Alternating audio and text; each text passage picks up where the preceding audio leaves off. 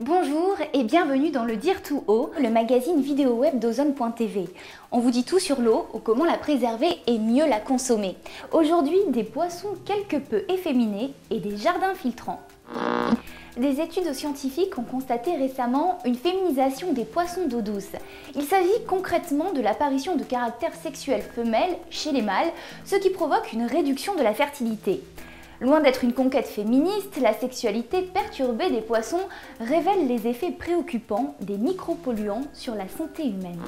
Mange ton poisson, c'est bon pour la mémoire, ça vous l'avez tous entendu lorsque vous étiez sur les bancs d'école. Ce que l'on ne vous a pas dit, c'est que depuis les années 50, nous avons perdu plus de la moitié de notre réserve de poissons. Alors, thon rouge ou pas thon rouge, qu'est-ce que je vais mettre dans mon assiette aujourd'hui ?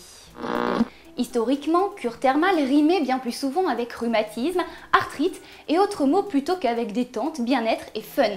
Détrompez-vous, le thermalisme de bien-être devient une mode de plus en plus prisée par les jeunes. Spa, jacuzzi extérieur, terrasse en bois, chromothérapie, tout est là pour vous faire oublier le stress quotidien.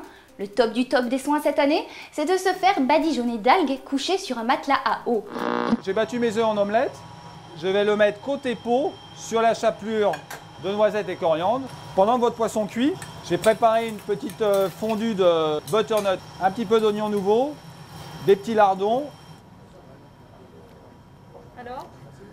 Super, hein? En ces jours de chaleur, quoi de mieux que l'eau pour se rafraîchir ? À Bordeaux, les quais de la Garonne accueillent un miroir d'eau, place ici à une immense dalle de granit qui se couvre d'eau selon des cycles d'un quart d'heure et pilotée par ordinateur. Nous refermons ce magazine avec les images du film Océan de Jacques Perrin et Jacques Cluzot.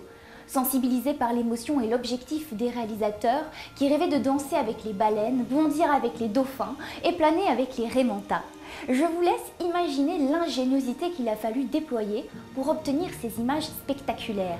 Une caméra sensible à toutes les nuances de bleu, un mini-hélicoptère électrique télécommandé pour suivre les cétacés et un engin mi-air, mi-eau pour accompagner les phoques. En résumé, Océan, c'est 4 ans de tournage, des prises de vue magnifiques pour nous rappeler que la mer, c'est d'abord notre affaire.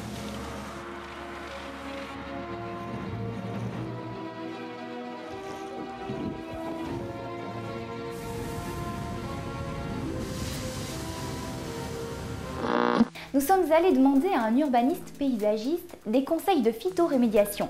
Ça n'a rien d'ésotérique, c'est tout simplement une technique pour dépolluer les eaux et les sols par les végétaux. À Nanterre par exemple, les berges de la Seine ont été réaménagées avec un jardin filtrant. Les 10 000 hectares qui entourent la source de l'eau minérale Vittel sont vierges de tout pesticide depuis presque 20 ans. Cette mesure de protection environnementale destinée à préserver la qualité originelle de l'eau a conduit à une très nette amélioration de la biodiversité locale avec une richesse équivalente à celle de certains espaces protégés. Jardiner sans produits chimiques, c'est possible à condition de planter des espèces bien adaptées et d'optimiser votre consommation d'eau. Il y a des plantes qui sont plus résistantes à la sécheresse. J'ai choisi par exemple les goras qui font ces petites fleurs roses un petit peu farfelues qui volent au vent. Et puis j'installe également des sédums qui eux peuvent se passer d'arrosage régulièrement. Voilà, le Dire tout haut c'est terminé pour aujourd'hui. Je vous donne rendez-vous dès maintenant sur Ozone.tv pour partager les infos de l'eau. Moi je vous dis à bientôt pour une nouvelle édition.